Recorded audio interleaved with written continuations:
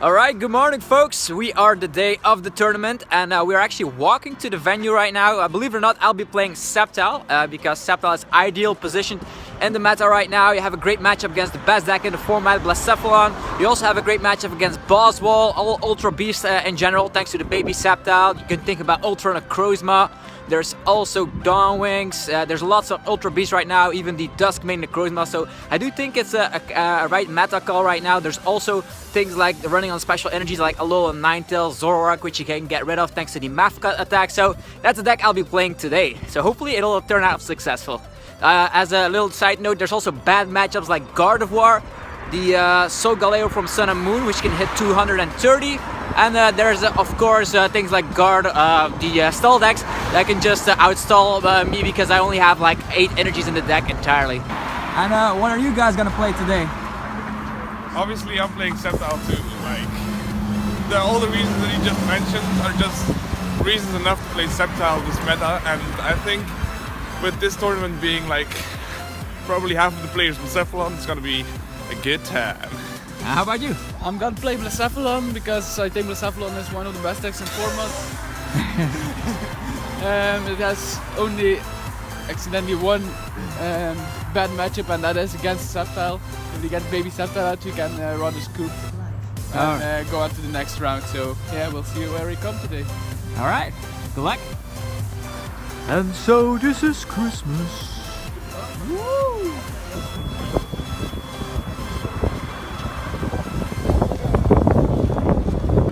Alright, here we are again, long rows, and it's freezing cold outside. So the last time I was here in the UK it was like in June, I think, or May, somewhere along those lines. It was very good weather. Now it's very cold. Ugh.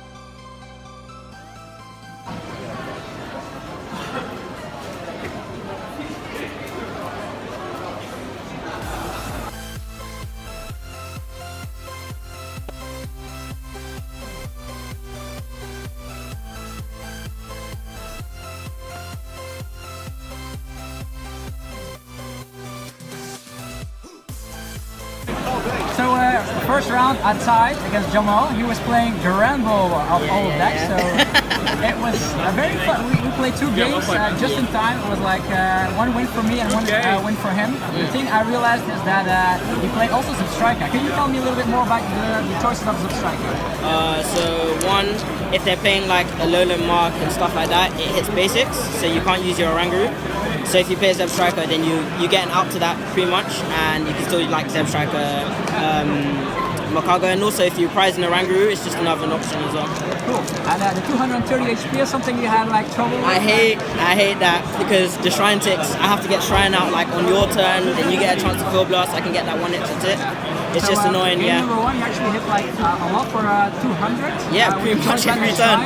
That's just damage too short, and I actually whiffed on Max Push. My game 1 went very well. I won that one, and game 2 was for him because I had to get out Tapu because of the brick start. Yeah. And Tapu was actually kind of his answer to just threaten him for 2 prize cards. Yeah. But eventually, lots of my grass energy was prized, and there was like difficulty finding the Max Push. But it was a lot of fun playing against you, Jamal. Yeah, good games, good games. You too. Alright, match number 2 is done, and I got myself the win against the Blacephalon because, yeah, we have, of course, this bad boy with the ability here, Power of Nature, so the opponent could not do anything. And actually, instead of just playing, he just decided to take care of his child because his son, actually didn't feel so good after losing in his first round in the senior division. So he decided, oh, you're playing Sceptile, so I have no chance. And actually, I was kind of bummed out because I wanted to see the look in the opponent's face when I threw a Sceptile and play, but instead of just playing the rounds, he just said like, I'm going to take care of my kid, that's the most important thing to me, and I have all the loss anyhow. So yeah, I got myself a free win actually, so I'm at 1 win, 1 tie. Everything's possible.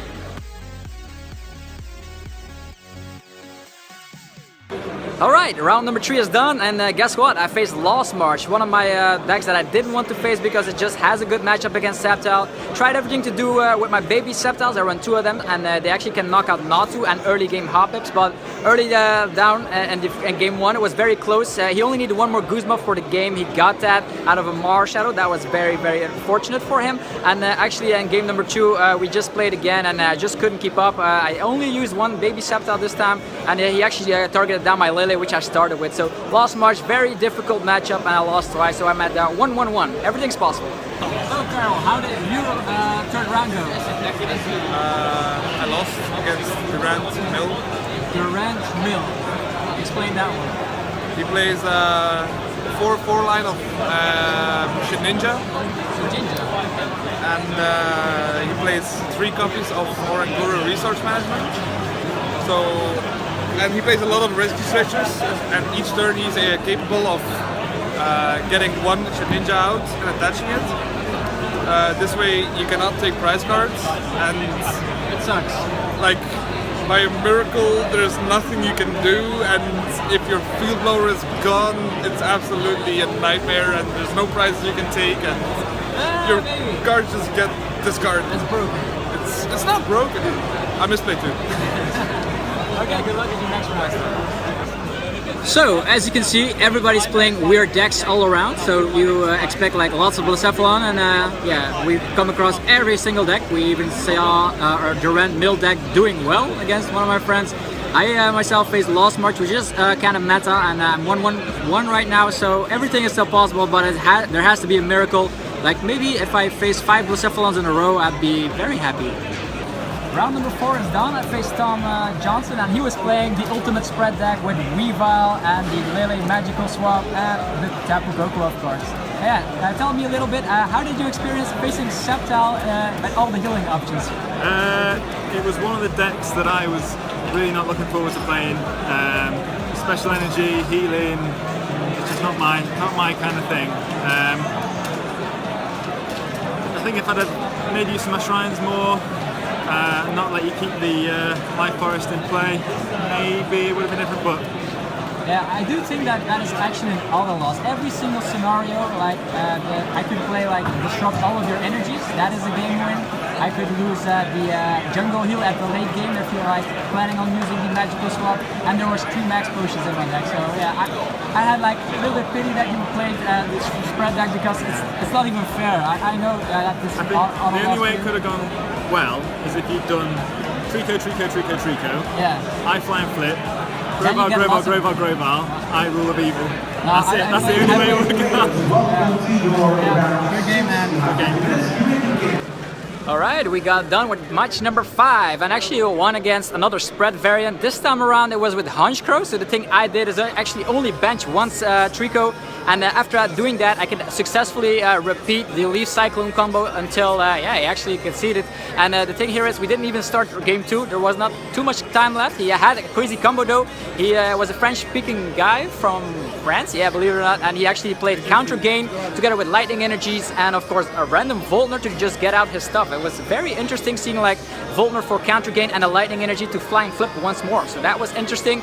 So now I'm at 3 wins, 1 tie and a loss. Okay, round number 6 is done, and I tied against Blacephalon of all things. How did that happen? Well, the thing here is that this guy was crazy and played 3 Marshadow. So what he did is actually use a first turn Marshadow in order for me to just be wrecked and donked and that kind of stuff. The thing I just got out, I get out the Sceptile with Rare Candy, but I couldn't get any basics out, and the burnt actually kept up with it, and I actually won that first game. Game number 2 was very close, where I only needed to take 2 more prize cards, and out of the blue he actually played Hala.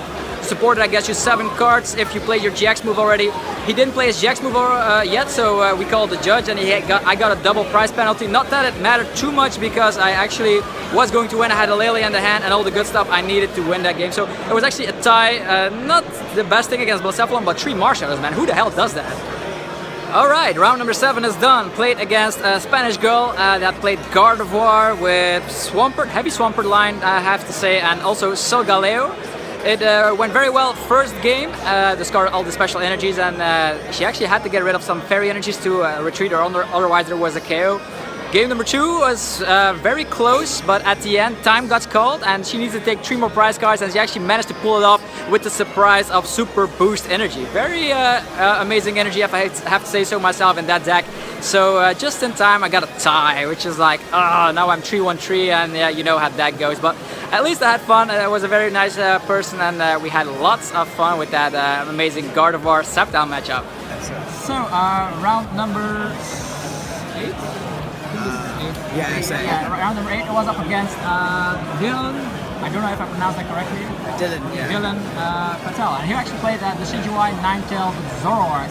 Match number 1 was So tell me a little bit about the matches. So, basically you can have it all with this deck and then you lose it all. So I went 4-0 and now I've dropped 4 games, so I'm 4-4. Really?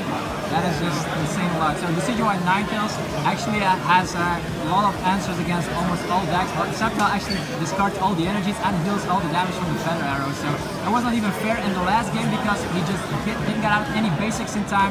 So actually, I think it was deserved the tie, but I actually got the win thanks to him breaking in game 3. But it was very fun playing against you. Good luck in your last round. Have fun, man. Have a good one.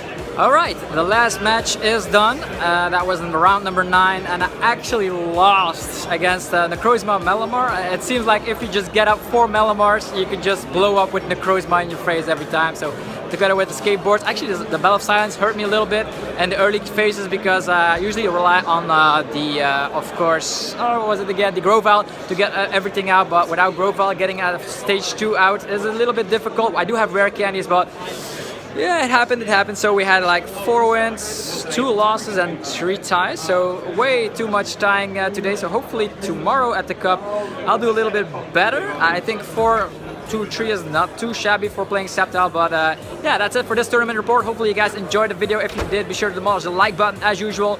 Also subscribe to the channel if you want to see more tournament reports like this, and I'll be seeing you guys yeah, pretty soon with, of course, I'm going to cover all the top decks that actually did well here. So yeah, stick around for that. See you guys later. You guys are awesome. Peace out.